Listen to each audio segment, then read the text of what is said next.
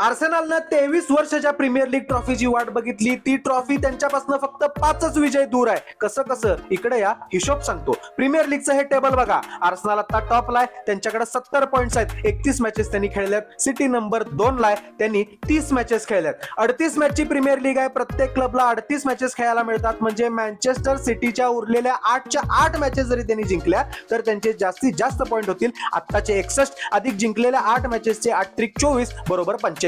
आर्सेनलला 85 point करायसाठी अजून फक्त 15 पॉइंट म्हणजे फक्त 5 मॅच जिंकायच्या आहेत. आर्सेनलच्या पुढच्या मॅचेस आहेत बॉर्नेमाउथ होम आणि 19 एप्रिलला मँचेस्टर सिटी विरुद्ध आर्सेनल ही एक अवे मॅच. इथंच मोठा विषय आहे. ही प्रीमियर लीगची मॅच आर्सेनलनं जर जिंकली तर त्यांनी प्रीमियर लीग सील केली असं म्हणता येईल. त्यानंतर Newcastle home, Fulham home, West Ham away, Burnley home आणि क्रिस्टल पॅलेस अवे. म्हणजे एकूण 4 होम मॅचेस 3 अवे मॅचेस आता प्रीमियर लीगच्या आर्सेनलच्या उरलेल्या आहेत.